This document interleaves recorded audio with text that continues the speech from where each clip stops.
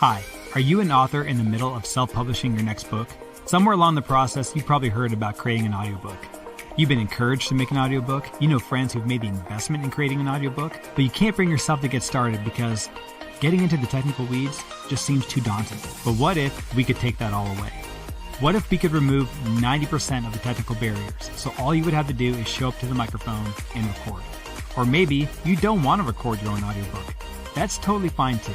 We have an experienced team of professional narrators that would love to audition for your audiobook. Our Done For You service guarantees that you will have a professionally produced audiobook ready for commercial release. If you're ready to get started today, please click the link below and schedule a free call. We can't wait to hear from you and to get started on your project.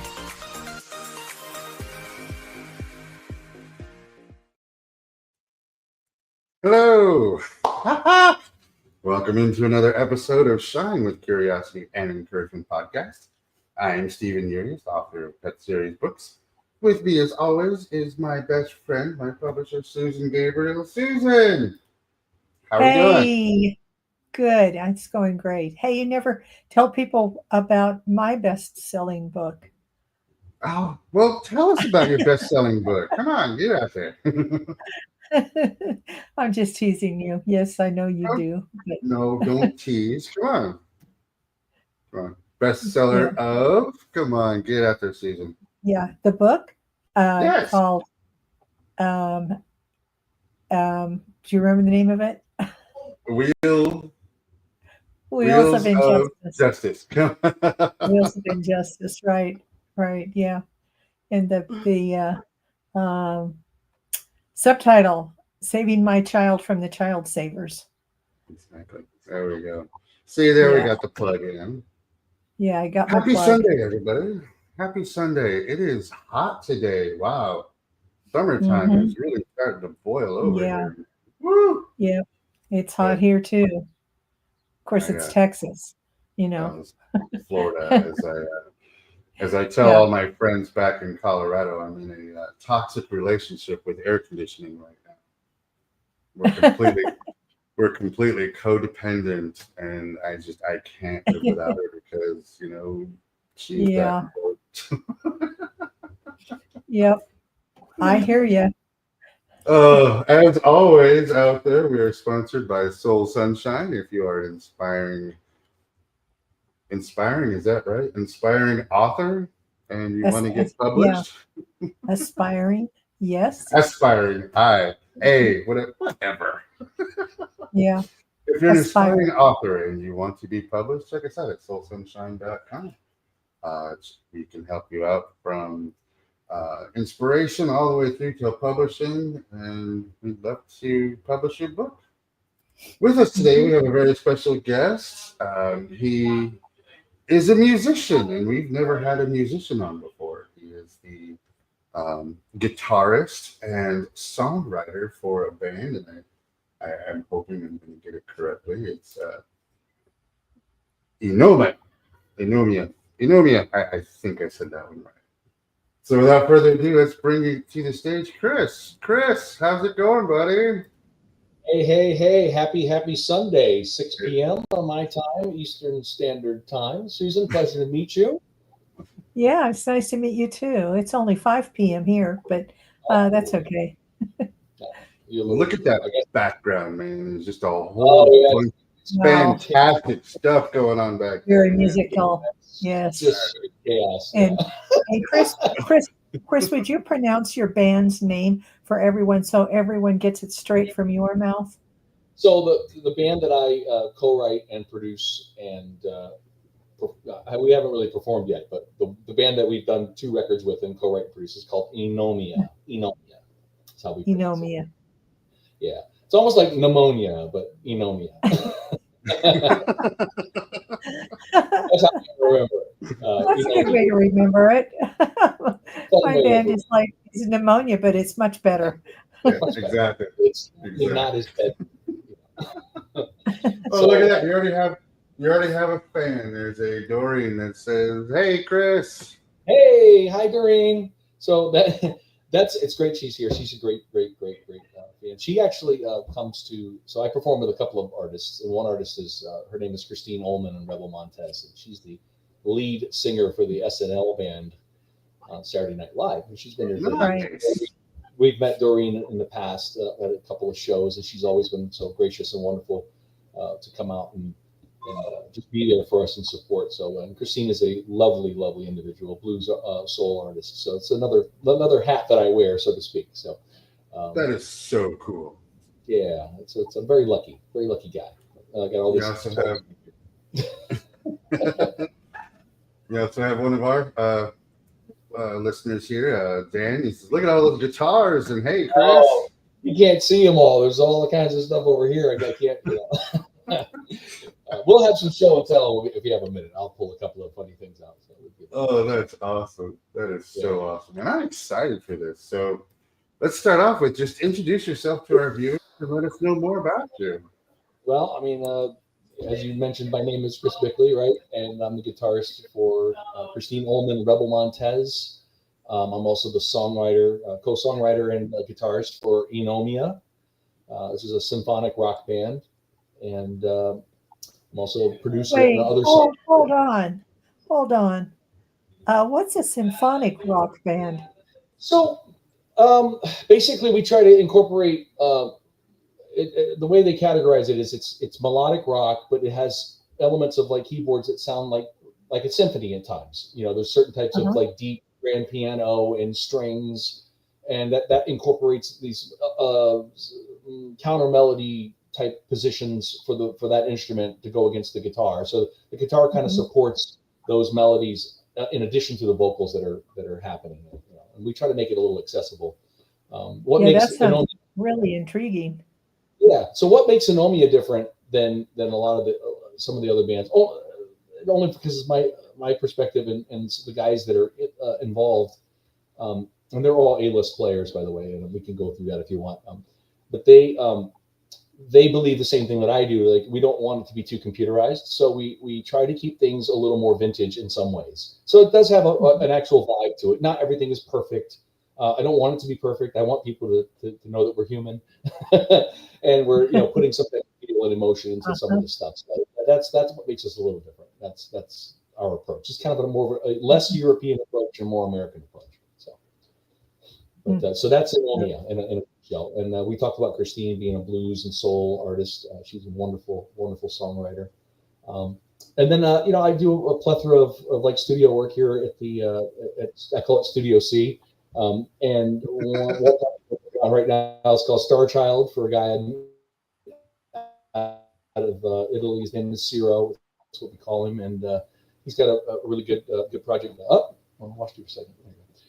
And I also solo artist, so I write a lot of instrumental material, and I collaborate with other songwriters too sometimes. So it's not just all about me. I like working with other people. It makes it more fun, and you get to create unique types of experiences for everyone, including myself, obviously. So can you get the opportunity to work with? Yeah, can you tell? Well, I'm the one that's curious, but I bet everybody else is too. How do you go about writing a song? What do you start with? How do you get your ideas? Do you start with word? Do you start with melody? What do you do?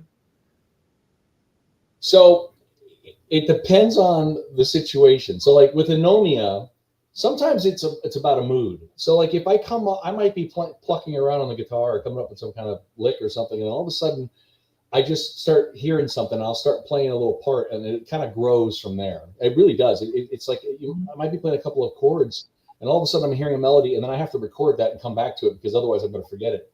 And then I kind of dissect what it is, and I slowly start building from there. Sometimes that's how it works. Other times I start out with we come up with like a song title, believe it or not, and that's like inspiring enough to create a whole music palette to work with also. On our second record, Sea of Tears, actually Sea of Tears itself started out as a song title only, along with Mask of Vengeance. Those two songs were song titles, and they just grew into a song lyrically. We started just kind of putting things together, and then I started envisioning what that song would sound like, and I started coming up with parts that way. So it kind of works both ways. Sometimes it's just a melody too. Sometimes you're humming a part, and then you're like, wow, that's really cool. Let me see if then you try to play it, and then you're like, well, you don't always hum everything you play. So yeah. So then you try to piece it together that way. And I do have to record these parts, because if I don't, I will forget. There's just too many things going on, too many projects, too many records, too many parts, too many types of. So when you play lots of different kinds of styles, you end up, things will get convoluted and lost quickly. So you have to be very careful with that. Right. But that's kind of how I start with it. And I work with a drum machine in the beginning, so everything has got the same drum beat over and over again. It's very monotonous, but we get the parts down. We try to figure out how the changes are going to go, and then if the drummer's not local and we have to through the internet, then we'll share files. Then that's a phone conversation. We have to spend a couple hours on the phone going over with the parts and like, okay, this is what's going to happen here. This is how many this is going to happen here. We need to accent this part, and then once we get the drums, we start assembling from there. We redo guitars, we get keyboards, bass, finally the vocals, and then all the candy stuff goes on after the lead guitar and all the little add-ons and stuff like that, which it can be very time consuming. But it sounds very complicated. That band is very complicated in that way, because that's how those types of songs are structured that way. They have to be that way. The parts are, we're talking about in a studio, a situation could be 60 tracks, 70 tracks. Like literally 30 of them could be vocals alone. There could be that many vocal tracks, and it's throughout the whole song. Lots of harmonies, beautiful melodies, counter melodies, stuff like that. So, and the guitars too. The guitars you're gonna have at least 8 rhythm guitars plus all these overdubs. So it's a lot. When you're doing stuff, if we were working with more of a bluesier thing, something that's a little more organic, stripped down, you're talking about like a left and right guitar, a bass, a drum kit, and then your vocals and your overdubs there. So it ends up being a little more live sounding, and it's a little more natural and a little less organized and in that way. It's organized in the sense that you rehearse it and then you go in and play it after it's written, as opposed to trying to assemble it piece by piece after you've written parts. It's a little different. You sit in a room, you hash it out with the guys and then or the ladies or whomever, and then you try to get the parts down. It sounds like fun. It can be. It can be frustrating too. I can imagine. This part, so it can bash your head up against the wall a few times, and then you come back to it maybe a week later, and you're good. Really quick, I want to give a shout out, Serenity. Thanks for bringing Chris and I together here on this, so we can bring them onto the show. So this is the best collection she's ever seen. Saying hi. Yeah, well, she's seen all the secret ones too. I don't talk about, but that's a whole other thing. And like, she wants to know: is it harder to write lyrics before the music or guitars and rhythm than the lyrics? I think sometimes it's harder to put the lyrics to the music because you've got this arrangement and you've got this thing going on, and you're like trying to fit these melodies and these parts to it, and it can be pretty tough. I think, at least that's from my perspective. I think it'd be really, really, really tough. Inspiration, moods, guys. Well, when we were talking about that, actually, I want to. My next question is: at what age did you start to play? I was a late bloomer. For me, 16. Everybody now is starting to like 5, 6, 7, 8 years old. These guys are like amazing. These kids on YouTube. I wish I had YouTube when I was growing up. Oh my God, what kind of guitar player would I be? These guys. I started around 16. I was early high school, 9th, 10th grade, and I started off of the radio. I had a cassette player, and whatever was on the radio, that's what I was trying to play. And I just kept rewinding. I'd record it for the day. I finally got that song. Okay, great. And I'd rewind it and play it, rewind it and play it, and try to keep picking it up with my ears to try to figure out what they were doing. Because I didn't know how to read music. It sounds like you play by ear rather than reading music. I'm not a traditional taught musician. I'm actually terrible that way. Admitting. Did you learn to read music too? No, I never did. Okay, that's interesting. It's totally done by ear, and I recognize, I understand the note patterns, and I understand what keys I'm in, and I understand what notes work. But I don't sight read at all. I don't. I'm a terrible technician that way. I have to ask. I took piano lessons for 8 years, so I learned how to read music. That was the way I learned. My best friend, though, was like you. She would just hear a song and then she'd go to the piano and she'd pick it out. next thing you knew, she was playing it. And I always envied that skill. So it was, there's quite a difference between a person who can sight read music and someone who can actually go to a piano or a guitar and pick out that song and play it by ear. Yeah, it's definitely a different mindset, because when you're sight reading, you're able to pretty much play whatever's in front of you, and you could, you don't, there's no thinking about it. You can pretty much just read and play. Right. But you still use your ears too. When I was really young, I played violin, and I did know at that point a little bit on how to sight read because I used to. But I was my personality is because I don't want to call myself lazy, but my dad always used to say, you outsmart yourself, because I would just memorize the parts and then I would just play. I learned it. Okay, I memorized it and just play it. But that was always my own undoing. But yeah, I'm not traditionally taught that way. I did take some lessons from some great teachers over time. I was lucky to learn some things from different people. But I have my Superman shirt on. I don't have my Bickley Uncollege of Music shirt. I didn't go to, it's not Berkeley, right? Not Berkeley, but yeah. So yeah, and I say this because I'm a Southerner, so I'm originally born in South Carolina. So I didn't have access to a lot of teachers, books. For that kind of stuff. I was kind of stuck in a room with the radio, whatever I found at a pawn shop or tag sale, that's what I ended up buying. And I wasn't interested in a lot of popular music. I was very interested in 60s and 70s and some 80s, obviously, stuff too. That was big songs back then. Jimi Hendrix, of course, Janis Joplin, Leonard Skinner, 38 Special. just stuff that I can sing along to, and just stuff that spoke to me and had good melody, and it was just rich. And obviously as I grew older, I grew into other things too that were even deeper than that. Gary Moore and B.B. King. So, used to the natural sound like the Beatles. They make some mistakes, but that's part of the record. That's part of the charm. That's part of the feel of a non-overproduced music. Yeah, very organic sounding. 4 microphones in a room. That's it. A couple overdubs. And you're done. Actually, small footnote for the fans out there, and I don't know, maybe Doreen's still listening. And she would like this. So Christine actually sang on a Rolling Stones album. Nice. Wow. Yeah, she actually sang on the Metamorphosis record. So that was nice. Yeah, I always. Wow, the Stones. So, that's been good. Does she still have contact with Mick Jagger? I don't know the circumstances beyond. I've never really discussed all the details about it. I know that she was brought in over at Trodnossel Studios back in the day here in Connecticut, and I know she did the work there, and she is credited in.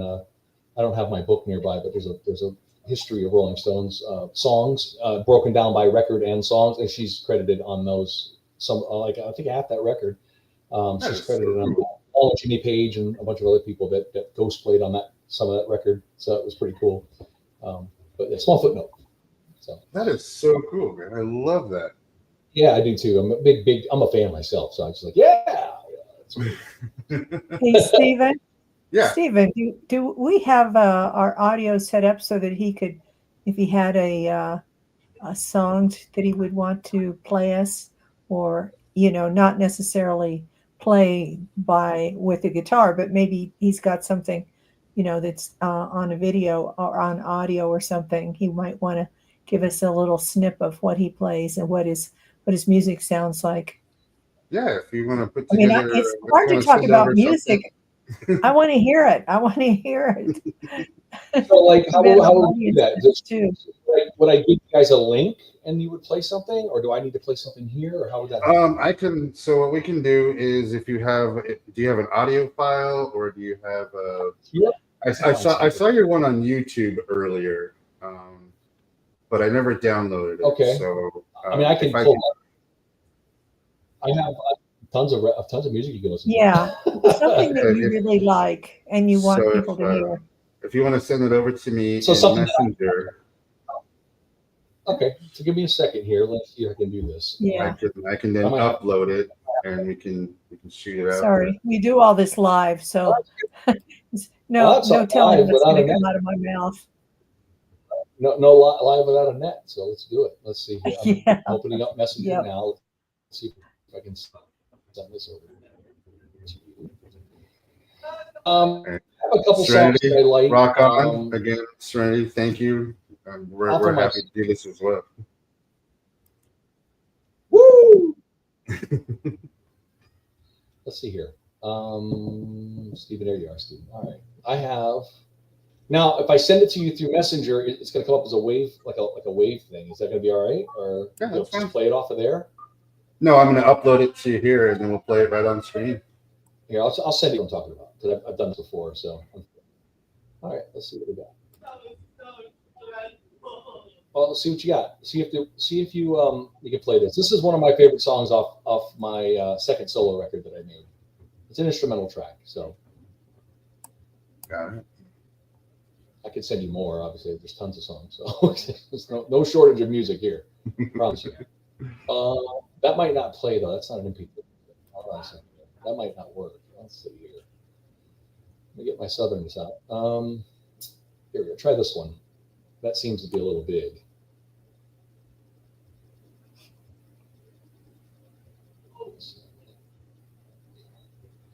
Did that go through or no? No. No, it's still. Try this one. Figuring it out. A little shorter. MP3. MP3. Okay. That one works. That might actually work out for you. Okay, we're going to stay home. All right, and then I'll pick out another song just so you know whatever.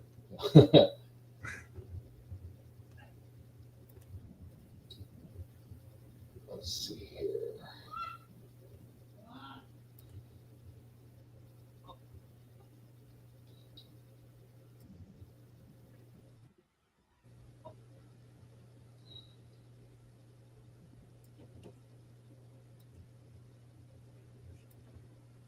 See, this is we go live here. Anything can happen. All right, now I'm back. Woohoo! All right. That's it. All right, So let's see. Yeah, there's a song in there. So. I will pull it up now. You guys ready? Live and in Studio C. Let's listen.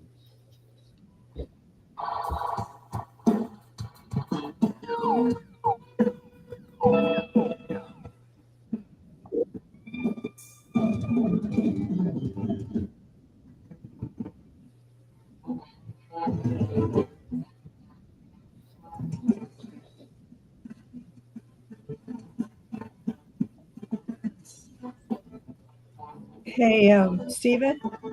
It's a little broken up. I don't think it's coming through. You may hear it, but we don't hear it. I hear it fantastic. Yeah, Sorry. It's coming through the headphones. It's all that matters. It's all in your head. So it's on my side of the screen. It's on my side of the screen here.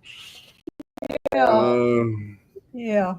Yeah, I'll work on. I'll tell you what. If we can't get it on the, I'll put it on the page, and anybody who wants to listen to it can listen to it. But yeah, you know what? Since if you're going to do that, I'll send you a couple things you can post on the page. How's that? Awesome. Let's see here. Yeah. Cool.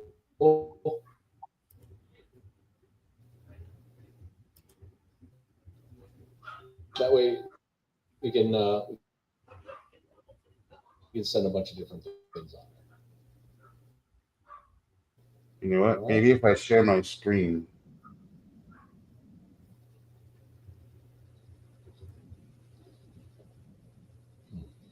It's not gonna work.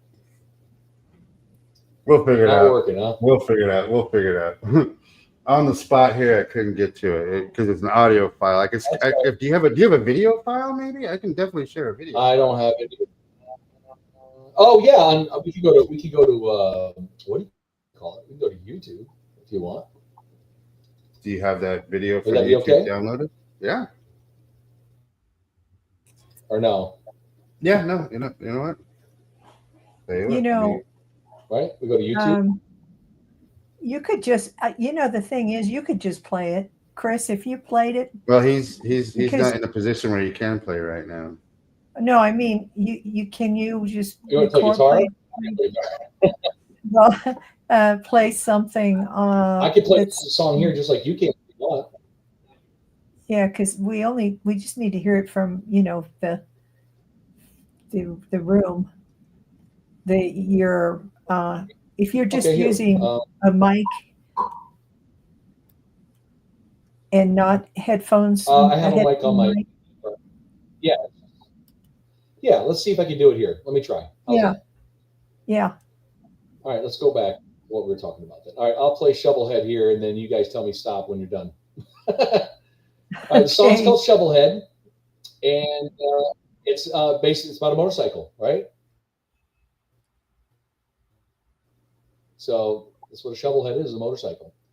Oh, okay. I was going to ask where that name came from. And waiting on. But it shows you I don't know. Yeah, it had that feel to it, and I was really. That's okay. All right, Harley Davidson. Let's see if it'll play. Come on. Here we go. All right, start to play.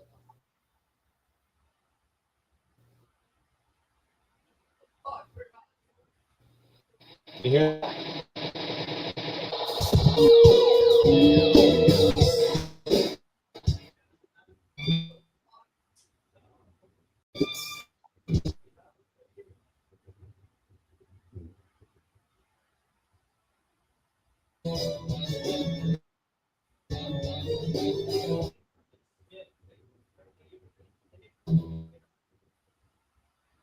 I think we're having a.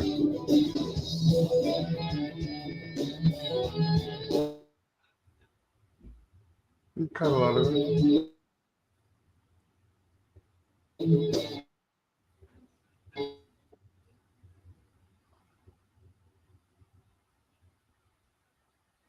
I think we're having some bandwidth issues. Yeah.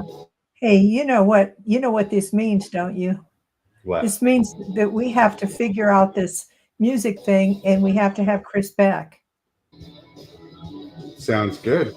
He's got some news at the end of the podcast that is really cool. Oh no. Yeah. Oh no. Yeah. We'll figure it out. And then Chris, would you come back on sometime with us, and we can do a better job of playing your music at the podcast during the podcast? Sure. Yeah, we'll get it all figured out for sure. Well, I'll send you. I'll send you the links, and you can post them on the. Yeah. How's that? Okay. Right? Sounds good. Yeah, I'll send you the links. You can post them up. It's no Sounds perfect. Sounds perfect. Easy. So, and then I'll send you a live version of an Everly Brothers song that Christine and I did. Oh, that would be fabulous. See, I remember the Everly Brothers. People, see, we can talk that too. That was perfect. I'm a firm believer that the best songs created in the 60s, 70s, and 80s. So. Oh, you got those, so here it goes. I like them all. I think it's definitely the best eras of all that. So you've got 3 songs in your that podcast chat that we had going there. So just so you know. Perfect. Right, cool. Okay, you're great. All right. Well, there's that. So being in a band, and I'm back. So, being in a band, I'm sure you've had. I'm sure you've had some gigs that are smaller. And tell me about a small gig that was absolutely horrible. Well, I can't tell you where because that would be not fair, obviously. But yeah, there's been gigs in the past where many years ago. I can tell you that. I can't tell you where. Well, I can tell you the city. So I remember one time in Charlotte, in one of my bands. It was bad, not just because it was bad, because it was just a bad night, but it was so bad, and it was a weekend, and the weather was not very cooperative, and it was just, for some reason, it was just something goofy about it. I can't remember the whole circumstance. I know that the time before we were there, the place was mobbed, and it was we were in Charlotte, North Carolina, and the place was, like I said, absolutely mobbed. We had a beautiful time, amazing time. I mean, basically, I almost trashed the place. It was so awesome. And the next time we went back, we were introducing the people to each other at the bar when they walked in the door, because there was only like 4 people in the whole place. And it was just so horrible. It was a real killjoy, because we were all amped up. We had, we brought extra lighting, and we had a fog machine, and we had all this, stuff that we didn't need, and it was absolutely ridiculous. And yeah, that was bad. and then humbling experience, huh? Oh yeah, those were great. And then like that night too, I think my singer at that time, the tip of the guitar actually hit his head, and the string cut him. So he had extra, special effects, let's just say. Oh. Yeah, it was just not good. Yeah, that was a bad night. I mean, there's been a couple of those. I mean, there's some gigs that were like good gigs, but they were bad for the band because we were outdoors and the humidity was like brutal, and like literally you're just standing there and sweat is just running off of everything, and your hands are, one thing about a guitar player I gotta mention is that when you're playing, the finish on the neck, and I know there's other guitar players that might, if they see this podcast, they'll definitely agree with me. If it's nasty out and it's sweaty and like icky, the finish on the neck can get real sticky, like nasty sticky. Yeah. Like the sweat finish, whatever. It just gets real sticky, and like you just can't play. Your hand sandpaper all over the neck. It's just feels like getting stuck and tripping over yourself and just making tons of mistakes. That makes for a miserable night, and all your clothes are sticking to you like Velcro. It's just awful, and you're dehydrated because it's so humid. So some of those outdoor gigs like that are pretty bad. But they turn out to be decent gigs for the crowds, but for the bands, they usually tend to be pretty bad. So. Yeah. But those, if you get remember loud, if the crowd is loud enough, they won't notice. Well, if they're into it, and they usually are. I mean, like they come to a lot of them to see the show in particular. I mean, it's not a bar, so thankfully, they're there to see the performance and be part of the show, and it's nice. It really is nice to have them there. I mean, we love it when they're participating and they're involved, because we want them to dance, we want them to have a good time, we want them to sing, we want them to feel it. We feel it too. So definitely. It's important. So on the flip side of that, since we are a very positive podcast, tell me about a gig that was just absolutely incredible.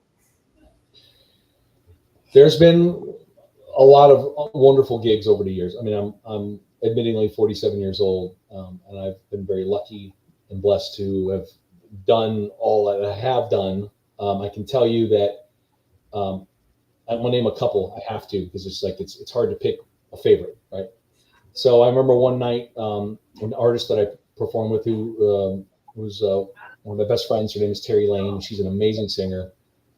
We performed here on York Street at the famous Toad's Place in New Haven, Connecticut. It's a very famous venue. It's been there forever. And we had the opportunity to open for Johnny Winter that night. And we were supporting Johnny that night. And this place was mobbed. It was wall to wall. And the crowd was just like ripping the walls down. They were so responsive.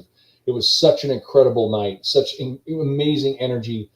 We were on fire. The band, we couldn't play a bad note. It was not possible. It just wasn't possible. And I can remember in the encore, we went into Shoot the Thrill by AC/DC, and it was all her own material normally, but once in a while we would throw in a Bad Company song or something. And at the end of the night, we played Shoot the Thrill and just blew the doors off the place. It was just absolutely magic that night. And we got to meet Johnny and stuff. And that was beautiful too. Obviously, get to see Johnny Winter. There's more Johnny Winter stories if you want to hear them. But that night was a really special, wonderful, amazing gig. I mean, that place only holds about 800 people, but it feels like 10,000 when you're in there, because they just erupt into this venue. It is just absolutely amazing place. So that's one great venue and one night. I can tell you that I've done the Rochester Jazz Festival with Christine Holman and Rebel Montez, and we've done it a couple times when they had it pre-COVID. And both night we did doubles. We did 2 shows in one night. So we'll play at 7 and then end at like 8:30 and then go back on at 9 and at 10:30. We'll play the same set twice because it's 2 separate audiences that come because they're selling tickets for 2 shows in one night. And that crowd under that tent was both shows were just amazing. They were just that night was a magic night, beautiful magic night. I mean, just erupted.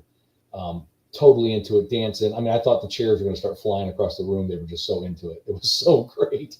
So that was another beautiful moment and a great night. And that was probably cumulatively, there's probably 4,000 or 5,000 people easily into that tent. It was a small tent, but they were just jammed in there. And another venue and another interesting show that we do with Christine, and it's a gospel set that we play. In the gospel tent at the Rhythm and Roots Festival at the end of August. And we're going to be doing it again this year in Rhode Island, Charleston, Rhode Island. And that show is the same exact, if I could mirror it, it's that show. That show is identical to the one that happened over at the Rochester Jazz Festival. It is a tent. We have the Sin Sisters doing gospel background vocals with us. Nice. Christine with the full band. We got like 5-part harmonies going on, and these people tear the roof off this place, off this tent. And we go on at like 11 o'clock in the morning. It's a gospel set in the morning on a Sunday. And It is absolutely amazing. I mean, we play Curtis Mayfield. We're playing, some Hank Williams Sr. We're playing a lot of different stuff that morning, and we're just annihilating. And it's a very, very, those are very special shows that make you grateful to have these experiences and these opportunities to connect with people in that way and give them some joy. Like I take pride in being able to share what I can do on guitar and really, let them go home feeling something. It means the world to me. So I can never think of any audience ever. If I connect with somebody at all, it's a very deep and very personal thing for me. So I'm very, very gracious. So those gigs are like some of the ones that stand out in my mind. I know there's some other ones, like I played some fairs and stuff like that on some big stages and stuff that were a lot of fun and were great. But those 3, I can tell you off the top of my head, they were like, wow, the first ones that come to mind about how amazing, having an amazing night. I don't know if Terry's watching, but she kicked ass. Send me that information. I'll help promote you and get the word out there. So people I'll let you. I'll send you her website. She's fantastic. I mean, she's as good as anybody out there. I mean, that's an artist that I didn't mention earlier, but because she's on hiatus right now, she's been doing some other things, but she's gonna get back to it. But she's done a lot of stuff too. I mean, she sang on a Harry Connick Jr. song with Harry Connick and a bunch of other stuff. She did some background vocals and some big records. Jeff Pitchell, the blues artist, she's done a lot of. So she's really, really good. She's fantastic, actually. Actually, another little footnote, so everybody knows. Most of my career is surrounded by, around working with female artists. Just so everybody knows, that is a fact. And it was an epiphany I had a couple years ago. I was like, you know what? A lot of my catalog, unless I'm inviting male singers to sing on my records, I do a lot of women. It's awesome though, man. Females got some of the best vocalists of our time are always been female. I'm just like a women's champion over here. That's my deal. So, and I don't know if it's because guys don't want to work with them or whatever. It seems to be the problem. Like they can't take direction sometimes from a woman. It makes them awkward or whatever. But I don't mind it at all. I think that women are great. I think they're amazing artists and they do amazing things. And I'm happy to be there and to support, Christine, Terri, and a plethora of other women I've played for, worked with. Phyllis Rutter, actually from Anomia. She's a female artist, also female singer also. I've got other artists that are friends of mine that are great too. Veronica Freeman, I can mention some other ones, but yeah, I mean, I think it's a blessing and an honor to work with such talented female artists. So for me, I love it. So go girl power. I love it. So speaking of artists, I'm sure you've worked, as you said, you've worked with a lot of them throughout your history on things, but who is the most known person that you've played with?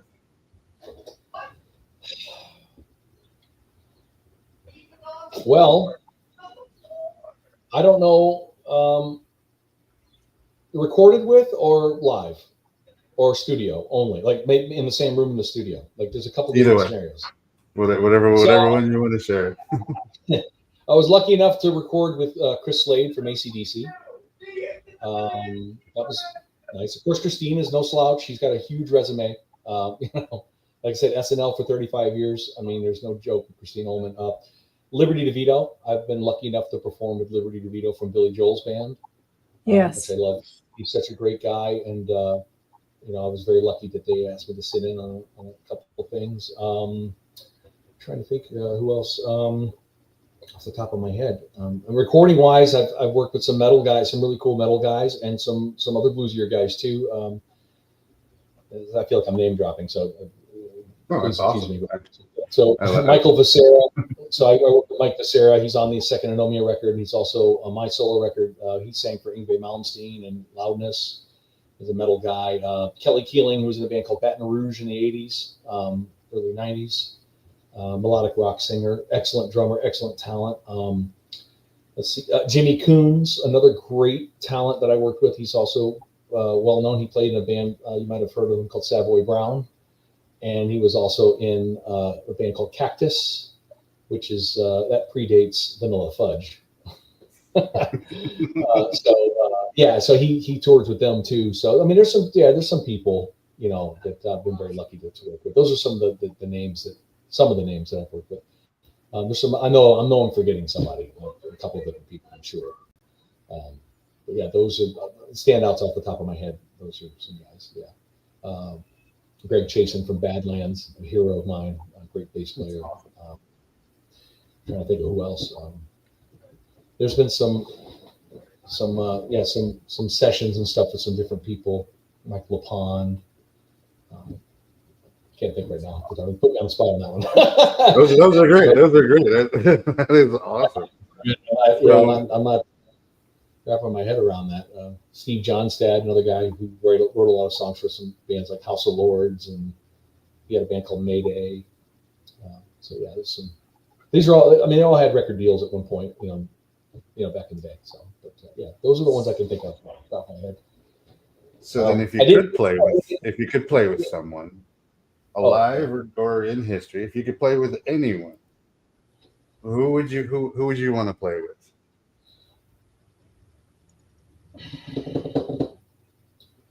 I would like to have like a jam night with like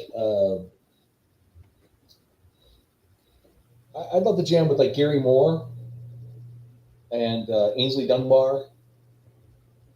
Wow. And you know, have like a jam night with those guys, and maybe on bass, I think I wouldn't mind. See, I like Greg, so I would ask for Greg to be on bass, Greg Chasen, and I would also ask for another guitar player. I would like to have Jakey Lee there because he's one of my favorite guitar players. I think he's just a phenomenal musician, and he's just an amazing, underrated, understated guitar player. Just absolutely fabulous. So that would be like a fun band for me. Ainsley Dunbar's great drummer. Neil Murray on bass too would be okay from Whitesnake. That would be good. Yeah, I would like that. And if I had to have a singer, I would pick David Coverdale because I love David Coverdale. I'm a big Whitesnake fan, so I love him. He's one. Him and like Paul Rogers are like it for me. I mean, as far as singers, maybe Steve Marriott also on that list. You know, from Humble Pie. You know, those guys are just tremendous, you know, vocalists. Very nice. They're my favorite. I like those bluesy, raspy singers. I just love them. So. Now I know amongst guitar players, there's this whole big thing about what guitar you play and what year it came from, and who makes it, and season 1, season 2, whatever it is. But what brand of guitar do you play? Brand new guitar? No, what brand of guitar? Oh, what brand guitar? Oh, well, in the room, there's probably every brand there ever was. and then some. Like there's parts guitars, like behind me, the two back there on the amps back there. Those are parts guitars. We built those, assembled them out of parts. On the chair, there's a Levison blade, and then right behind it, right there, that's a PRS, and that's a Fender acoustic, and then there's this red and white guitars, custom made guitars, made by a guy who passed away a few years ago. So there's really no like brand in particular, because unfortunately I have to cover a lot of different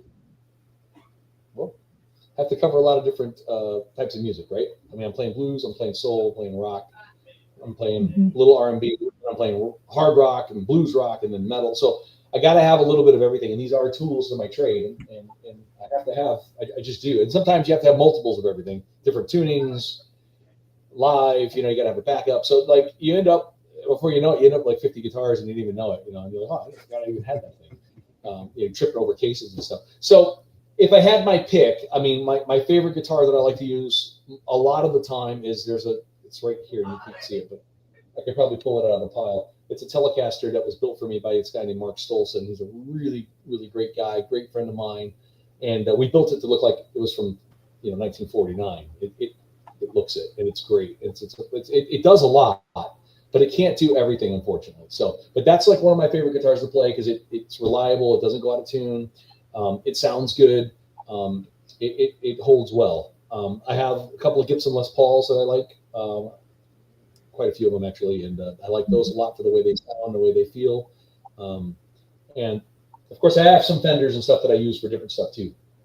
But the company that I've been like kind of riding with a little bit lately has been Dean. Dean Guitars have been making some beautiful instruments lately, and I have a Telecaster that I've been using that they made in their custom shop, and I have a Stratocaster here that I'm going to be reintroducing into the set because I stopped using it for a while.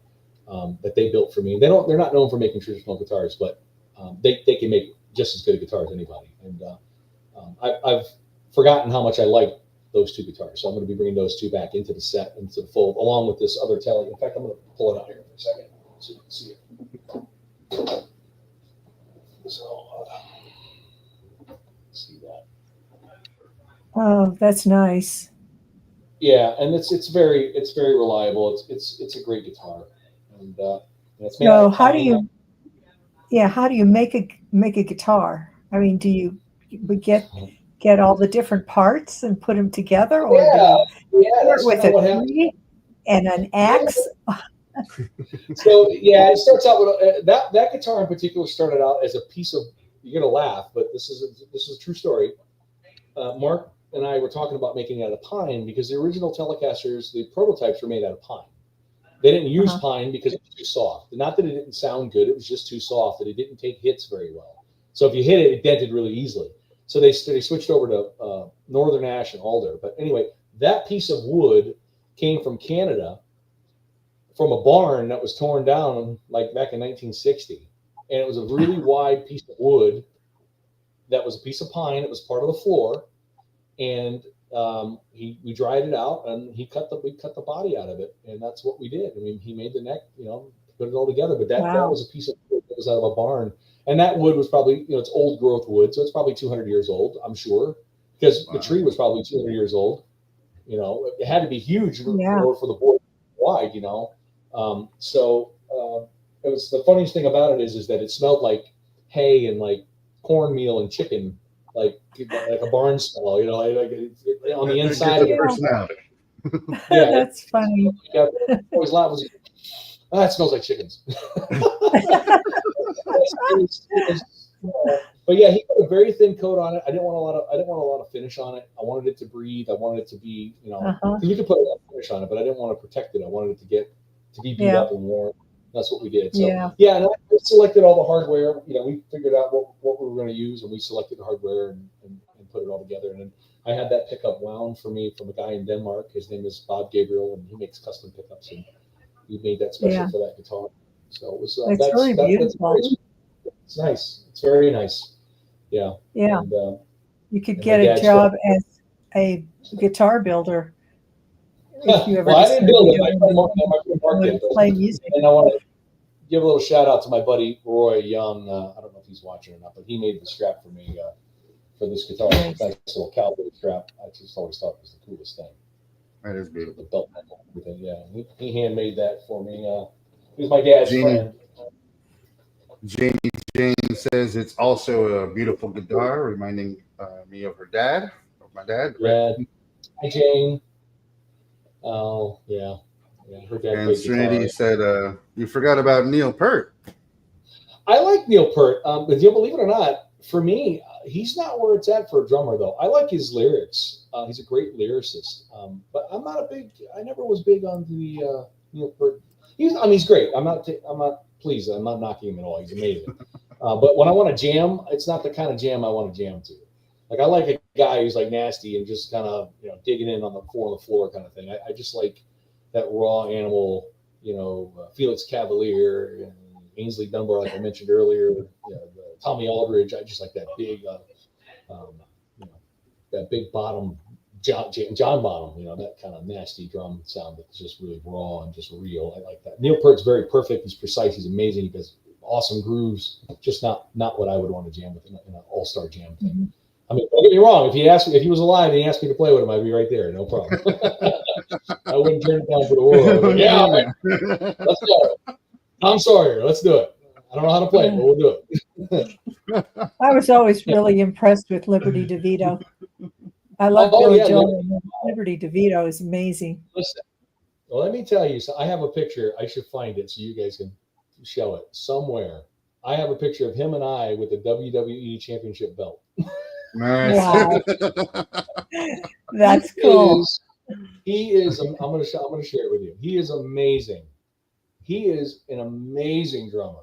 Nobody knows. Well, maybe they do, but until you get up there and play with him, you don't know how great he is. He is phenomenal. That guy's got a groove and a half. He's fantastic. Mm-hmm. Great drummer. Another good drummer I played with too, Bobby Torello. Another amazing drummer. He was Johnny's drummer for a while, and I toured with him in Thunderhead. That's another story. But yeah, Liberty's amazing. Freaking amazing. We're gonna have to get you back on just to hear more stories, man. Just sit around the campfire. And too many stories. I love it, though. I absolutely love it. So too many. Let me see if I can find this picture. I'll send it over today. Being this inspiration for people, and the people out there, maybe they're learning to play the guitar. Maybe they're just trying to figure out life. What's the best advice that you can give, either in life or about playing guitar? Well, for playing guitar, I am going to answer that question because people get frustrated very easily, and they say like 9 out of 10 people quit when they start because they just can't handle. It's like it becomes like all this pressure and everything. So you have to remember that yes, learning guitar is two things. It's you connecting to an instrument. So you're basically giving your voice through music, right? You're basically putting feelings out through an electronic or acoustic device. And you have to remember that you are emotionally connected to that. And it takes time to build that relationship. Your hands have to, be able to, be coordinated, and you can't get frustrated. You have to let it breathe, let it feel, and be patient with yourself. And it will come. You just have to take the time. And like anything else, like riding a bike or playing basketball or anything else that you do, you have to give it time to develop. And you can't get discouraged because you can easily do that if you're not seeing results like by tomorrow, especially, if you're just picking it up and you got a cheap guitar and it's not easy to play and this kind of stuff, that makes it tough. So I always say, just stick with it. Don't get frustrated. And if you need a hand, it's always good to go to a good teacher because I tell you, I didn't have a teacher, and obviously I'm just too dumb to know when to quit. But if I had a good teacher, it would have made a big difference as far as how much further developed I would have been into my playing. But I was so passionate about it, I just wouldn't give up. I never said die. So that's why I kept going. But having a good teacher really does help. Even just giving you the inspiration and where to look for, how to hold the pick, where to put your hands, how to touch the strings, and those little things are imperative to having somebody. And you don't have to take lessons like every week. It's very helpful that you do, and it's good that you work at it every week with a teacher. But you don't have to. If you can, like I said, just kind of chip away at it and and work with it and take what they give you and really focus on that. And in a little at a time, you will see results and you will get there. It's just like no different than the piano or anything else like that. I mean, I definitely, I started teaching myself how to play a little bit of piano. I'm not great at it right now. I wouldn't profess to play anything for anybody right now, but I chip away at it. And, a lot of people find YouTube is very helpful too for that. But I think that, it's great that you want, that if you want to play guitar, you should definitely just take your time and don't, it's not a race. It's not a competition. You're only in it with yourself. And all you have to do is just kind of give yourself some room to breathe and you can do it. And it's no problem at all. As far as life goes, we all know we all have our ups and downs. I mean, I've had my share over the years. I can tell you that. You just can't let it get you to the point where you're ready to give up, because there's always going to be an up and down. There's going to be something around the corner that's going to change your life and make things better. Like they always say, one door opens, the other door closes, right? That's what they say, right? I mean, I love a quote that I just had not an epiphany, but I heard the other day, and I didn't even realize that it came from where it came from. But it was a quote from Winnie the Pooh. And he said, "I get to where I'm going by leaving where I have been." And it was just profound to me. It's like, leaving the past behind and moving forward, letting it go and go to where you're going to go and get to the next step. And it's been a challenging couple of years for everybody I know, especially post-COVID. It's been brutal. And I've had my shares of ups and downs too. But I keep going, not only through music, and I got, great people around me. Obviously, the fans are always very helpful. They touch my heart. They really do. But having good people around me makes a difference. Get around your friends. Get them. They'll pick you up. They won't let you be down. That's one way you gotta stick to it and don't give up. Just don't give up. Keep doing. Keep going. Winston Churchill said that too. He said, if you think you're going through hell, keep going. Keep moving forward. I mean, that's some of the best advice you can give. However, your advice on playing guitar makes me want to pick up a guitar and play. Do it. Let's do it. Let's go. Let's get it done. I'm trying to find that picture for you. I'm sorry I'm not looking up at the camera. I do apologize. I hope I was felt as heartfelt what I was saying about that. But it's definitely you can't let things get you down. We're all gonna make mistakes. We're all gonna have hurdles and obstacles. I mean, another good saying that I like is the difference between the student and the master is the master has failed many times. And that's the truth. He's learned by experience. He knows. He understands. He sees. He adjusts. He adapts. All that stuff. It's relative. It makes sense. Don't let it get you. Absolutely love it. So, do you have any? Do you plan on having any new albums coming soon? Yes, I do. I have. I have some top secret projects going on right now. And so a couple of them I can't talk about too much, but I can say a couple things. And then I have, of course, I have plans for another solo record because it's time to make another record for Shred Guy Records. Michael McDowell there has always been a big supporter of mine. He's a great guy, and I can't wait to make another instrumental record and with a couple of guests like I always do. Those records are fun for me because I always bring my friends. I just bring everybody that I like or I want to work with or somebody I've always wanted to work with. And when you talk about like all-star band, I'll see if they're available and go, hey, would you like to play drums on this? Or you think you want to play bass or, play guitar? Or, I don't have to play guitar solos on it. It doesn't matter to me. If I have somebody else that wants to do it, that's great. Because I get to hear something different and it's not just me all the time because, sometimes over redundancy for me is just not good either. Okay. I found what I wanted to say. Anyway, so that's coming. There's going to be another solo record soon, and we're going to get it done. And I can't wait to get it done actually because I've been dying for it. I have another record I will talk about that I haven't been talking about, and it's called it's going to be called Speed Shop. And this record is going to be a small tribute to my father. My father passed away 2 years ago, and obviously that was pretty earth-shattering situation. But we kept going, because that's what he wanted us to do, and he knows. Obviously, it was very difficult and it was not easy. But the whole record will be pretty much a tribute to him, and it'll be it's going to be themed around cars because my dad was a big car guy, and we were car. Actually, I should include myself. I can't not include myself. We are car people, and so he had some vehicles, and I had some parts of vehicles. I do have one vehicle, so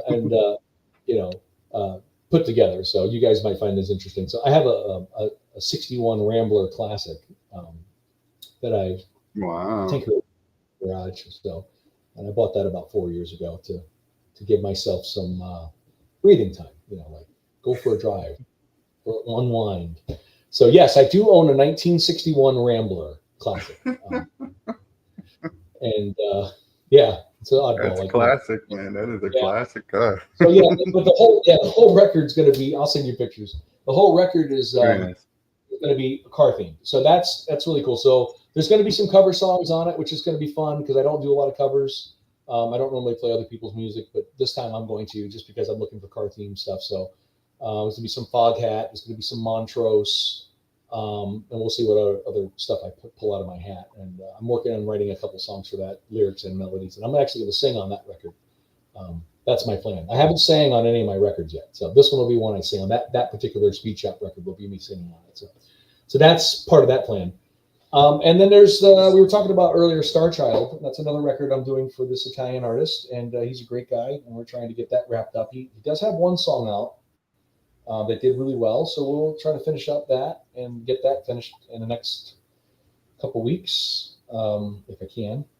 Nice. And then that leaves two other projects I can't really talk too much about, but then one of them I can say that we haven't started on the one that I really can't talk much about because we haven't really done much with it at all. But there's something going to be brewing that's really cool, and it's very busy right now. And some well-known, both of these are going to have well-known artists, which is great. And I couldn't mention them before, but the one I will talk about was they are an early 90s, late 80s band. They were signed to Chrysalis Records. And we are getting close to completing a record here. And we have some unreleased material, and we have some new material. And it's an honor and a pleasure for me to be able to make this record. It's actually, believe it or not, it's a bucket list item because at 47, I was a little young to be in the hair band scene in 1985, 86.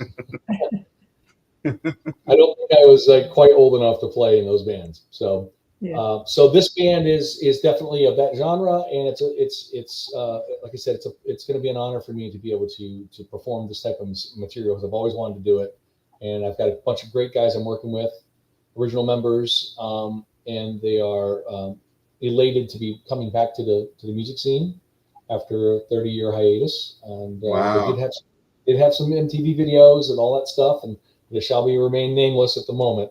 But we are almost done. We are mixing, and we are getting final touches on stuff like the tambourines and things little things like that. But for the most part, it's finished, and I'm really proud and very excited for this record. I'm excited myself, man. It's melodic. It's catchy. Excuse me. It's catchy. It's period correct, which is everything that I ever wanted it to be, and it's a dream. It's kind of a dream come true. And unfortunately, it didn't have its tragedies. So we had some setbacks. It took me 15 years to get this off the ground. So it took a lot of chipping away. Well, people's lives and priorities, and it gets in the way. It happens when you're not in it all the time. Like I'm in it all the time. I might as well sleep on those as part of the furniture around here, Well, that is incredibly exciting. Those are the three things I'm working on, and then Christine is going to make another record. I don't know exactly how quickly it's coming down the pipeline, but she is going to make another record, and we've discussed my role in that, and that will probably happen soon too. She is writing new material, which is great. So I'm excited for that, and she's got she's got some special people that'll be performing on that at some point. And I know she mentioned Roseanne Cash at some point, so we'll see how that goes. So well, Christine, if you are out there, friend me on Facebook, and we'll get you on, and maybe we can get you guys on the podcast together when the album releases, and have a little jam session, and just promote you guys up there and have some fun. Yeah, she's awesome, no doubt. But yeah, so I know she's working on that now. I don't know how soon it's going to come, but that's coming down the pipeline at some point too. So there's quite a few albums in the works right now, and then I'm getting my groove back too. I had some setbacks with some surgeries and stuff in my hand and my knee and stuff. So now that I'm able to be, I'm a little freer, so to speak. I don't know if that's even a word. A little more free. Yeah. My father passing away. Like I said, we all go through stuff. Like I said, you got to keep moving forward. And so now, the clouds are starting to, part, and blue skies and the birds and all that good stuff. So we're back to making music again. So that's where we're at. So, and then we're gonna hit it hard. Really. Right. And t-shirts are coming. Definitely gonna need one of those. Well, we have actually gone over our time. However, before we go, is there anything that you wish to share to our viewers about how they can get in contact with you, find out more about, I said books, but your music or any upcoming releases? So I'm on social media. Anybody can reach out to me. I love talking to people. I'm a chatterbox. So I love people dearly. I have a website, and I have a music player on my website. You can kind of go through it and listen to all the crazy stuff I've done over the years, Christmas records and whatever else I ever did. And then, you can find me pretty much. If you Google me, you find me pretty much anywhere. I'm around. I love to see it shows. I love it when people come out. So if you see us, coming to Philly or Pennsylvania, or New Jersey or New York or Rhode Island or Mass or anywhere, we're usually all around the tri-state area. And sometimes we travel a little further, depending on what's going on and who's available.